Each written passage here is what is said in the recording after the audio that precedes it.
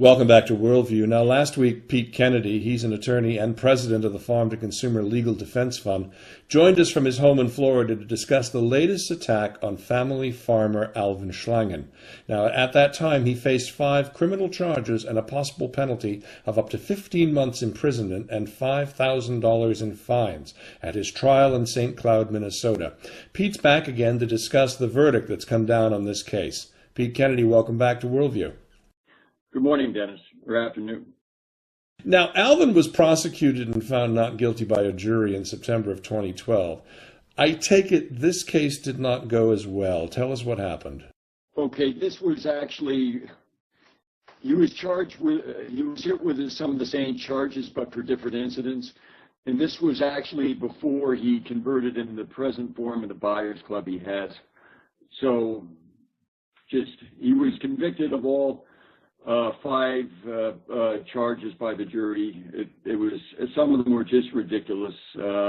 One was having his eggs at too high a temperature, where there was actually testimony that in many countries in Europe, people don't like refrigerating their eggs.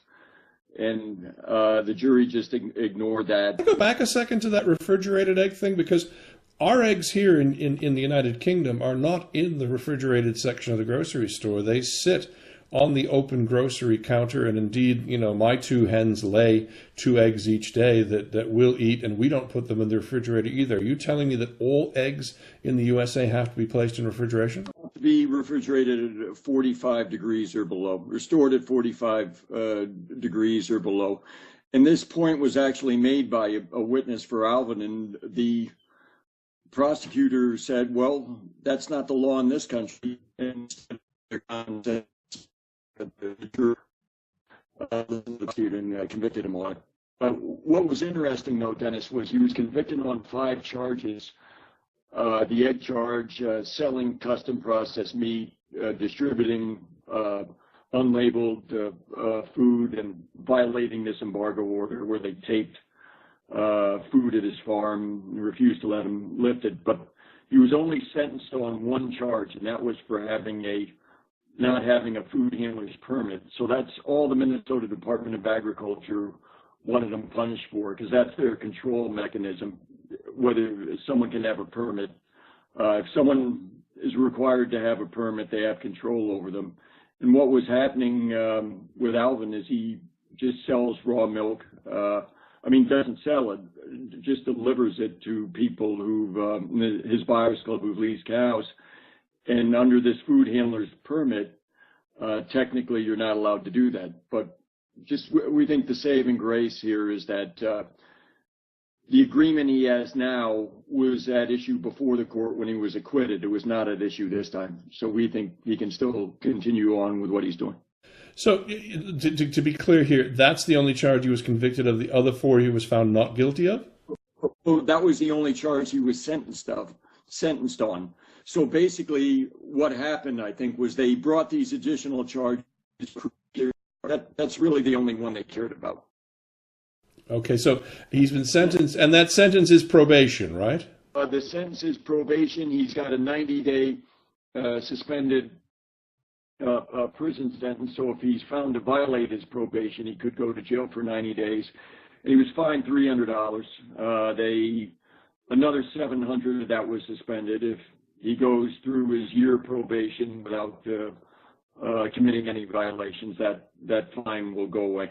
Pete, how on earth can any farmer be found criminally guilty for delivering fresh food? Well, it's especially with someone like Alvin. He puts in 90-hour weeks. Basically, they've lived off his wife's paycheck. This hasn't been a business for him. He'd come out of pocket probably to the tune of thousands of dollars just trying to keep this going because he believes in connecting the Buyers Club members with healthy food from the farm. So it's all about control. It's just this trial just chalked one up for the industrial food system, where the truth in at least the U.S., Dennis, is that unlicensed, unregulated, locally produced food has a better track record for safety than licensed, regulated industrial food. We've seen films that show that for certain. But are we not talking, just sort of a general restraint of trade situation here? I mean, why is the Minnesota government behaving so ridiculously in bringing cases like this against such small farmers? Well, I'll tell you, one of the things, Alvin, one of the things we're concerned about is there's another farmer, Mike Hartman, I think, who we brought up on this program. He is on probation now. Saying things, Alvin, is basically he can't deliver raw milk into the cities. He needs a food handler's permit. And he was actually pulled over in the early hours of the morning on a supposedly routine stop by a policeman about a week and a half ago, when they impounded his truck, confiscated all this food, just wasted healthy food that was supposed to go to his customers, and towed the truck across town and left him there standing on the side of the highway. And from what we understand right now, the prosecutor in his county wants to have him thrown in jail for violating the terms of probation.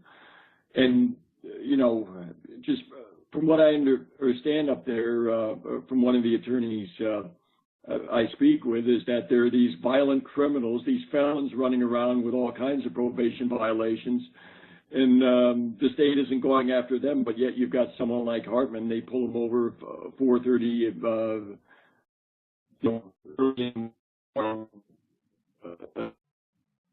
delivering healthy food to his customers.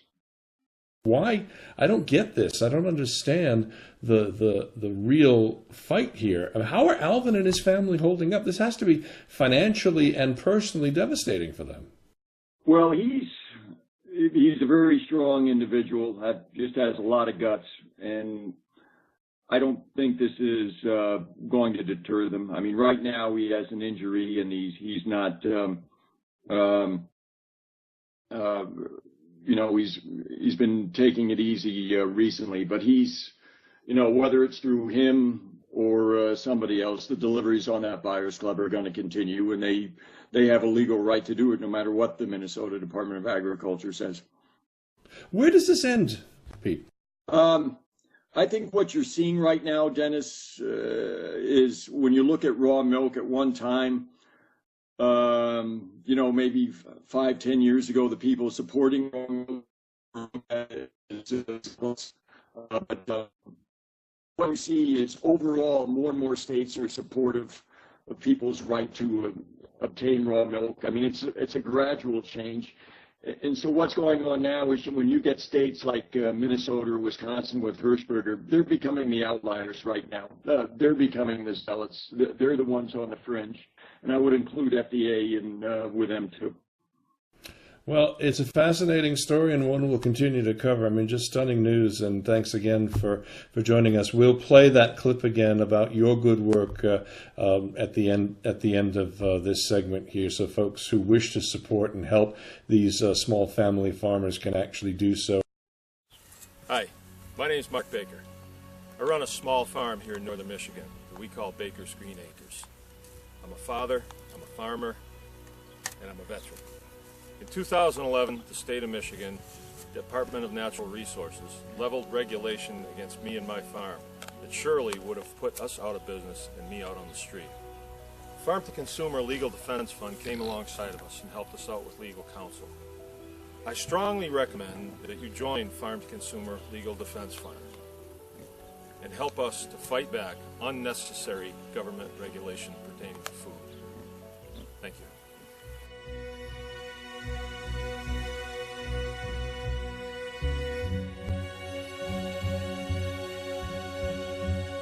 Pete Kennedy is president of the Farm to Consumer Legal Defense Fund. He joined us from his home office in Florida.